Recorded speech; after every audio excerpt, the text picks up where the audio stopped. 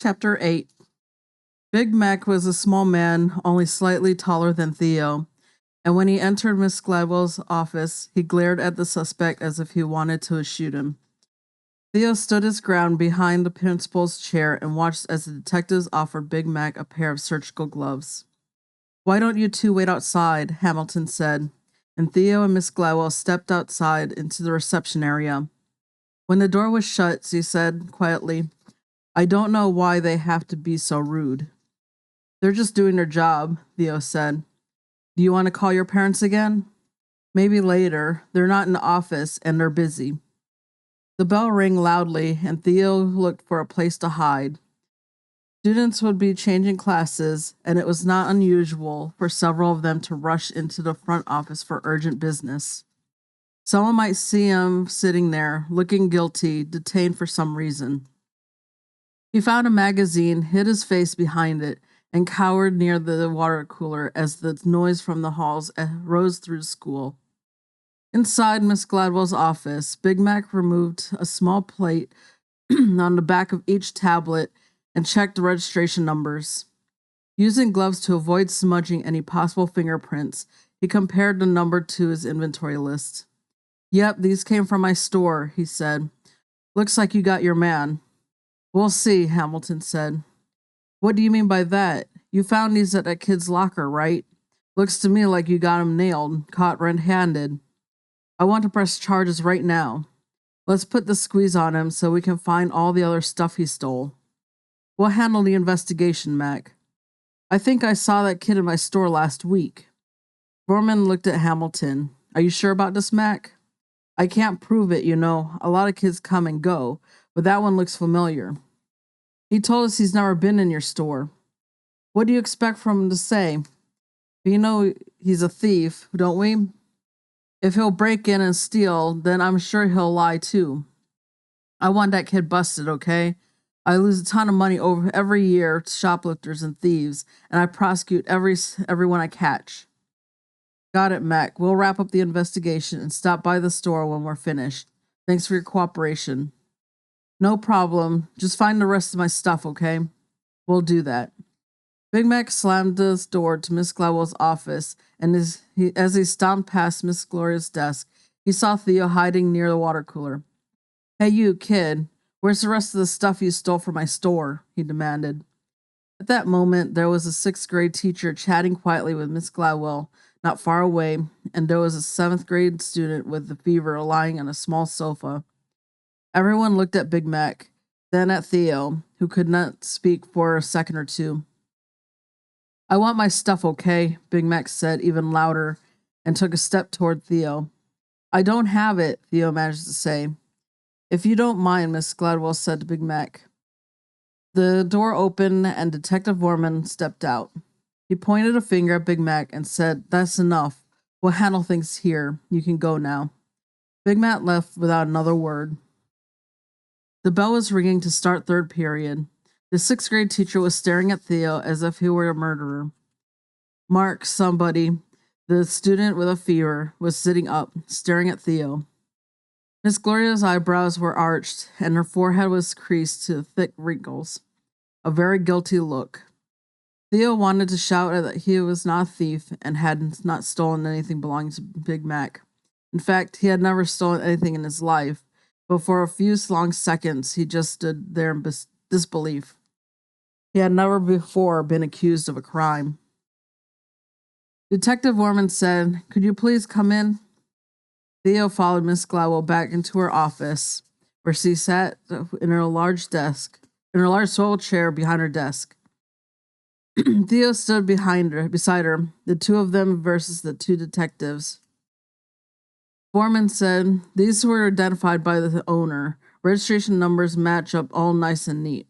Now that we have recovered some of the stolen property, we need to thoroughly examine Mr. Boone's locker. Check it carefully for fingerprints, inventory its contents, that sort of thing." Hamilton chimed in. "And we'll need to talk to the kids who have lockers near this one. Maybe they saw something or someone suspicious. You know, just the routine stuff.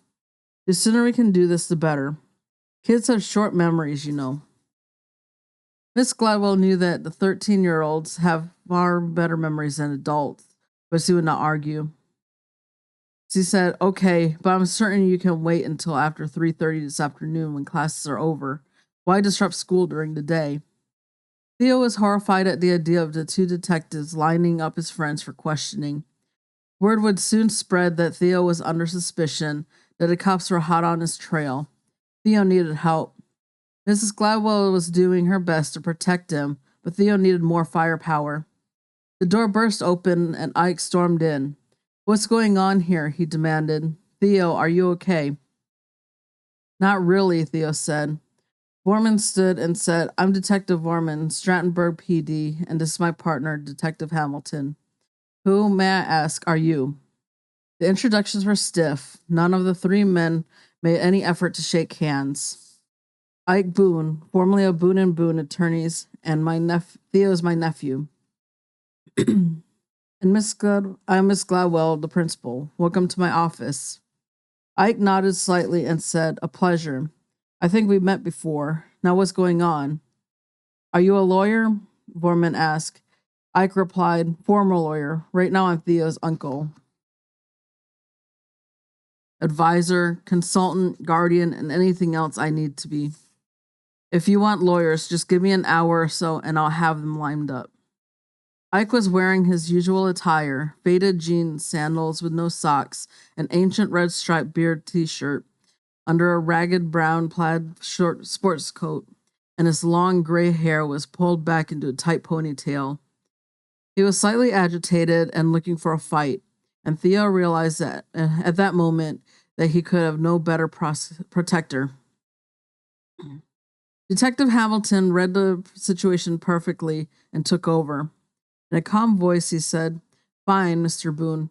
A computer store on the main street was broken into last night. This morning, we received an anonymous tip that some of the loot could be found in the locker of one Theodore Boone here at school." Theo consented to a search of his locker, and we found these three Lynx 04 tablets, valued at about $400 each. The owner of the store has checked the serial numbers and identified his goods. "Perfect," I said loudly. "Then we know exactly who robbed the store. The punk who gave you the anonymous tip. Why aren't you chasing him down instead of harassing Theo?" "No harassment, Mr. Boone," Hamilton said. "We are merely conducting an investigation, part of which is an effort to track down the anonymous caller. We're trying to cover everything right now, okay?" Ike took a breath and looked at his nephew. "Are you okay, Theo?" "I guess," he replied, but he was not. Two slashed bike tires, a rock through his window with broken glass all over him, and his dog. The first invasion of his locker, and the stolen cap, and now this. Someone was tormenting him and doing a fine job of it. Miss Gladwell said, "Well, if you want my opinion, and we are in my office, so I'll just go ahead and give it anyway. The police have every right to pursue an investigation, as long as it does not disrupt my school. It's also my opinion that Theodore Boone didn't steal anything." The three men nodded. Theo agreed completely, but didn't move a muscle. "What next?" Ike snarled at the detective. Detective Hamilton replied, "Well, we would like Theo to come down to the police station so we can take a formal statement from him. Just routine matter. Then we'd like to talk to some of the other students." Theo had watched enough television to know that a trip downtown usually meant handcuffs and a ride in the back of a patrol car, and for a split second he was amused by the idea. He had never been handcuffed before, nor had he seen the back seat of a police car, and the entire adventure would be fun to talk about later, long after he was cleared. But any amusement soon faded when he realized that the gossip would race through school, and the town would soon be the whole world. Soon the whole world would know that Theo was the prime suspect. "School's out at 3:30, right?" Ike asked Miss Glywell. "That's correct." "Good. I'll have Theo at the police station at 4 o'clock this afternoon, if that suits you. I'm sure his parents will be with him." The detectives exchanged glances, and it was obvious neither wanted to argue with Ike about this. "When can we have a chat with the others, with our students?" Foreman asked. "Well, I suppose at 3:30, Miss Gladwell said. "Whose lockers are next to yours, Theo?" Hamilton asked. Woody, Chase, Joey, Ricardo, most of the guys in my homeroom, Theo replied. Darren is directly below me. Vorman looked at Hamilton and said, we'll need to check with the lab and to see if they can dust the area for prints. Right, Hamilton replied. And we'll need to print you too, Theo. We can do this afternoon when you come in. You want my fingerprints? Theo asked. Of course. I'm not sure about that, Ike said. I'll discuss it with his parents. I don't care, Theo said. Take them. You won't find any of my prints on his tablets because I've never touched them. And if you want to, you can give me a lie detector test. Fine. I have nothing to hide. We'll see, Vorman said. The detectives were suddenly in a hurry to leave. Hamilton flipped his notepad shut and stuck it in the coat pocket. Thank you for your time, Miss Gladwell, he said, standing. And thanks, Theo, for your cooperation. Mr. Boone, it's been a real pleasure.